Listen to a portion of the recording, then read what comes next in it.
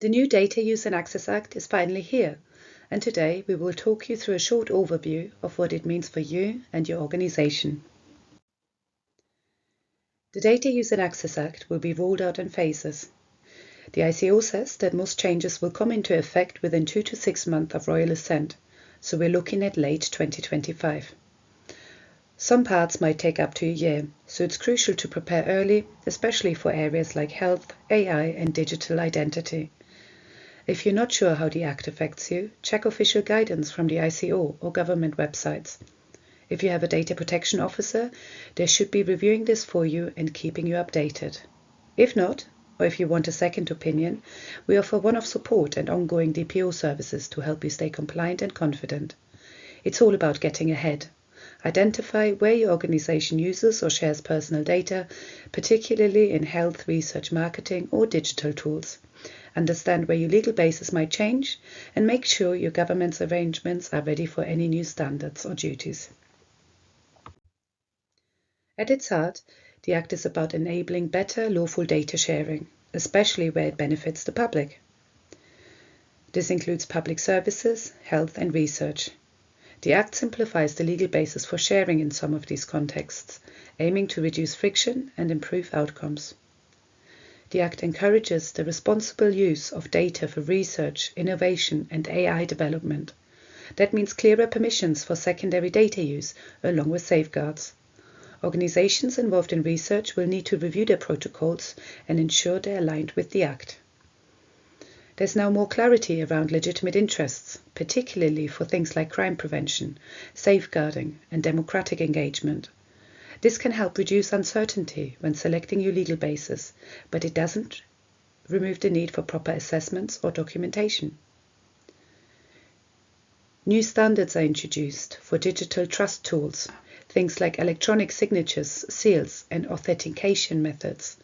If your business uses or provides these services, there'll be accreditation processes and new legal thresholds to meet. The soft opt-in now includes certain charitable and public interest messages, not just commercial marketing. This could be a big help for non-profits and some public bodies, but it's still within PACA, so the rules on transparency and opt-out remain important. For health and care organizations, the Act introduces enforceable IT standards. This is about interoperability, safety, and ensuring digital tools work well together. These will become mandatory, not just guidance, so suppliers and providers need to start aligning their systems now. The Act also strengthens regulatory oversight. The Information Commission now has extended powers to investigate and enforce against poor data use practices. It's a reminder that compliance is not just paperwork, it's about real accountability and responsible behavior. The Act improves transparency around AI and automated decision-making. It strengthens individual rights and requires clearer explanations, especially for decisions in public services. If you're using AI in a way that affects people, this is a key area to focus on. Overall, the Act aims to simplify lawful data use. The goal is to reduce complexity without watering down rights, giving organizations the confidence to innovate while keeping people's data safe. Crucially, individual rights stay front and center. The Data Use and Access Act is about balancing innovation with protection, strong rights to object, to challenge automated decisions, and to understand how data is used are all being reinforced.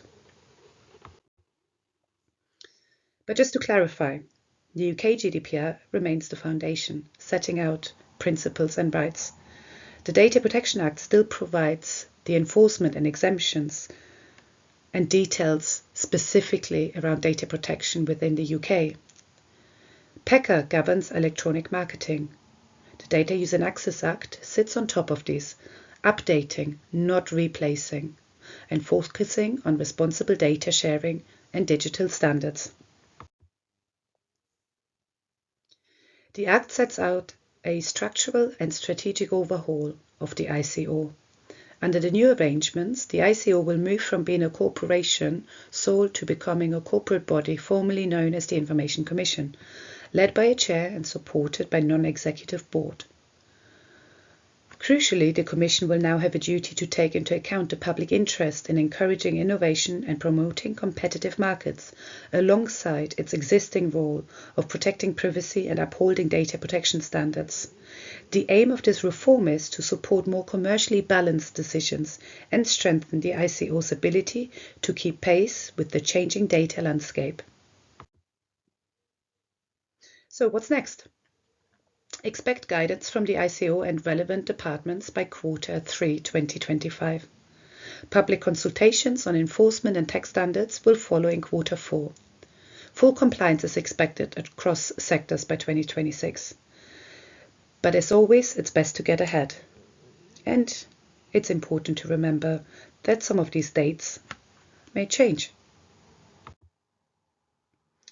If you have any questions or need help preparing for the Data Use and Access Act, our team is here to support you. We can help review your current position, plan your response, or provide ongoing DPO services. Feel free to get in touch.